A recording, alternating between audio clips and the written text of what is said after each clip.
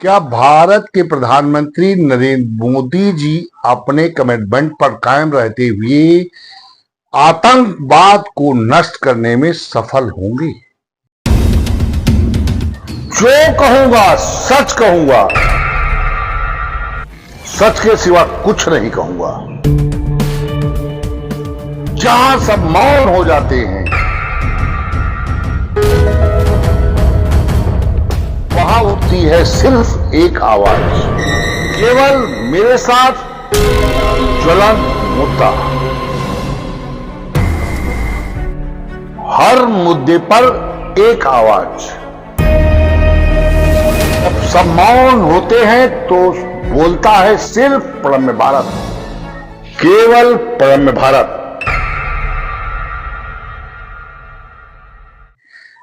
क्योंकि आज पाकिस्तान पर अटैक करने के बाद ये चर्चा का विषय बना हुआ है कि भारत पूरे विश्व से आतंकवाद समाप्त कर युद्ध के बजाय बुद्ध के मार्ग पर चलने को प्रशस्त होगा।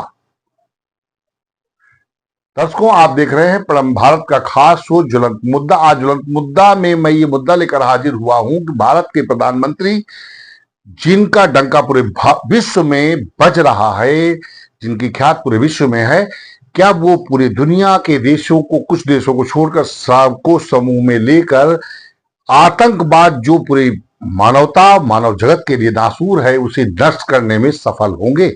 आज उसकी कल रात में उसकी शुरुआत हो गई। भारत की सेना ने रात में पाकिस्तान पर आतंकियों के अड्डों पर हमला करके 250 लोगों को मौत की नींद सुला दी और पाकिस्तान खौफ में है। विश्व समुदाय भारत के साथ में है और ये भारत के नाक सपोले अंदर से भले ही बिलबिला रहे हों, लेकिन कुछ बोल पाने की स्थिति में नहीं है, क्योंकि भारत इस समय, भारत का विश्व में डंका बज रहा है। उसने कह दिया कि ये धरती हम युद्ध से नहीं, बुद्ध की ये भूमि है, लेकिन पाकिस्तान अगर युद्ध चाहता है, थोपना चाहता है, तो मैं पीछे नहीं हटूंगा।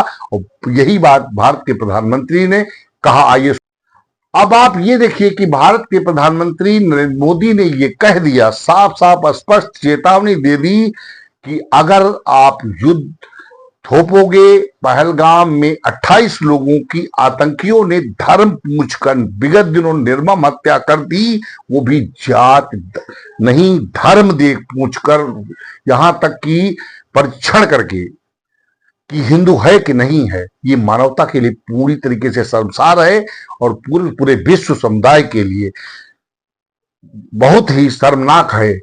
भारत की उन बहु बेटियों का जिसने सिंदूर उजाड़ा, तो भारत के प्रधानमंत्री नरेंद्र मोदी ने सिंदूर नाम से ऑपरेशन चलाकर ऐसा पाकिस्तान को सबक सिखाया है कि पाकिस्तान की पुश्तें याद रखेंगी कि आतंकवाद क्या होता है। शायद आगे आने वाले समय में ये मालूम होगा कि भारत ने पूरी तरीके से पाकिस्तान को घेर लिया है और पाकिस्तान पूरी तरीके से आतंकवाद से तो नष्ट होगा ही और कई खंडों में विखंडित होकर के अपनी अस्तित्व को ही मिटा देगा। और भारत अपने पीओके पर संभवतः जो न्यूज आ रही हैं, वो पीओके अपने कब्जे में लेने में सफल रहेगा।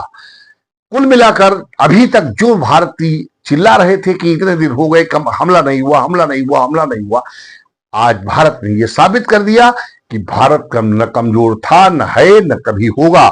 भारत तो विश्वगुरु था, विश्वगुरु है और विश्वगुरु भविष्य में होगा।